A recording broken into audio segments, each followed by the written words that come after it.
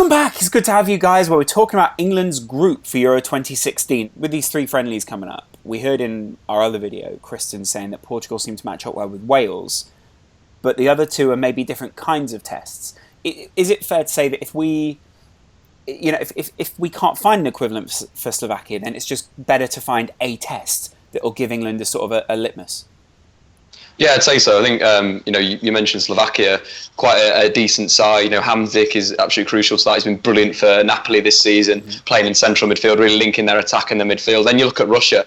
Zenit have did very well in the Champions League, top their group. They've got Zubar up front, a big target man striker that's been directly involved in more goals than any other player apart from Ronaldo in the Champions League this season. So he's a real target you can play off. I really like Denisov as well. When he was at Zenit, he moved to Dynamo Moscow. They're falling out with the club, but he's a really good ball player. You've got Shirkov in midfield that sort of links it together. So this Russia team, although that it's not got any stars, you'd say, anymore, it sort of still has a little bit of. It could turn up and beat you. They beat Portugal in a recent friendly. Yeah, well, if we go back the years, we have the famous game with the plastic pitch where you could see the things bubbling up, and that was clearly an issue for England. I think Russia it's in a difficult situation at this precise moment because, again, it's obviously moving on from the Arshavin generation and a lot of success that they had there, and it just didn't work for them under Capello. Yeah, it wasn't pretty to watch. They really struggled.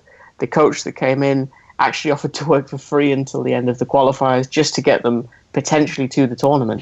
And maybe where we look on paper in previous years and say, actually, Russia is a real test and Slovakia are a team that we should, in theory, steamroll, I'd argue it may have reversed positions. Dave, with regards to Germany, what do you think the thoughts are there?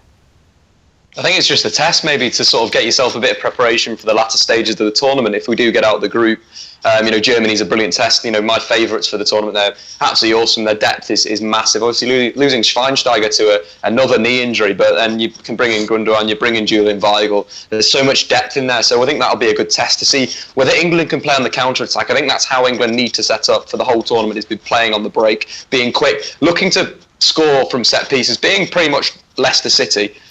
Hitting people on the counter-attack, using Vardy's pace, using Kane's ability to link the play together and really being explosive. So I feel with Germany, it's a good test to see, if we come up against the big boys, can we play that style, or are we going to try and dominate the ball? I think we shouldn't. I think we should give respect to these opponents and look to play on the break, down the flanks, over the top, look to get behind. You see Jerome Boateng, Hummels, they like to play with the ball. If they're coming out, like to see someone turning them if the transition sort of happens in the centre of the park. Chris, does your heart sort of drop at all when you hear Dave say something along the lines of, be like Leicester City?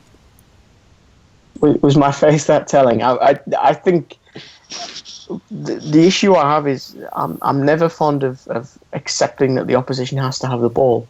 I think maybe it's pride, maybe that's me being too bullish. I think we should realistically attempt to dominate the ball. Mm-hmm. There will be instances against the likes of Spain, I think, and perhaps Italy, where you have to give them the ball and accept that they are better than that and you have greater physical strength. I think in the groups, at least, though, dominating the ball all the way, there's no one in that group that should really pose a test for England in that sense. I think they should be leading the game. Obviously, Kristen, when England play Netherlands on Tuesday, they're going to be paying tribute to maybe one of the most influential players on European Star right now, Cruyff, and everything that he built in Europe. Apparently, they're going to be lighting the arch and putting his face up on the big screens in and outside the stadium. With all the tributes being paid to him over the last couple of days, how disappointed do you think the Netherlands are going to currently be in the way that they're playing? Massively. Again, the comparison I drew with Cruyff recently was he was Hendricks, in the sense that no one was like him before, no one can really be like him afterwards, because he laid so many pillars that now, again, can't be replicated. But a lot of people have taken, that there was the whole meme of, the school of, or the church of Cruyff, weren't there? And all the people around him, such influential and famous faces now. And again, he was a bullish man that at times you could argue took his ideology too far and was too rigid with it. You'd argue he was just Dutch. It's not disrespectful to say it. It's just a very straightforward sort of approach, isn't it? Undeniably, I think what you have to say is there was for a nation with that kind of heritage in relation to teaching the game and furthering the ideologies and changing the pathways, it is a disappointment to see them in their current situation. Dave, it's fair to say that the Dutch may be basically making the same assessment of England, though. Am I right? Yeah.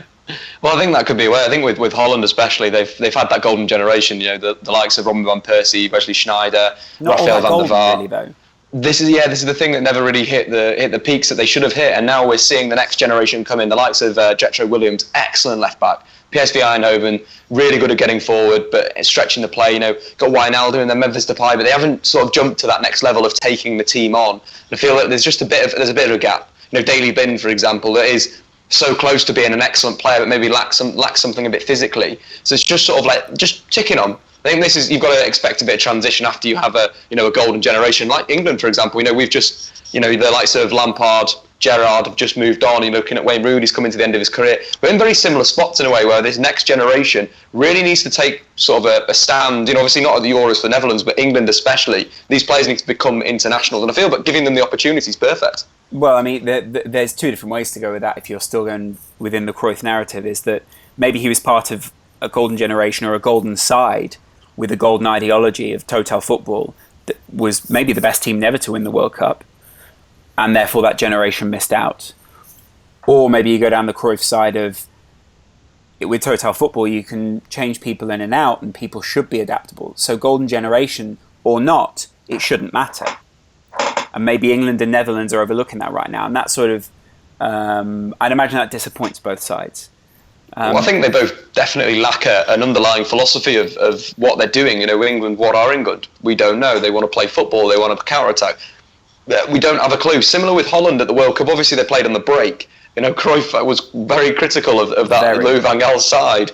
It was functional. It did a job. He had to play an extra centre-back because the defenders weren't good enough one-on-one for a Van Gaal system where there's a lot of matchups, and if you lose your matchup at centre-half, there's going to be a goal scored, so he threw another centre-back in. But it worked really well. I love how he used Ian Robin. That was excellent, sticking a winger in a striker position and in a 3-5-2 is absolutely brilliant. Stretching the play, that's what you need. I think you need in a 3-5-2. You need a target man. You need a player that's going to drift, playing as a second striker, going wide, cutting in, and so forth. So it's a good side, but again, lacks the real Dutch identity, right? Yeah.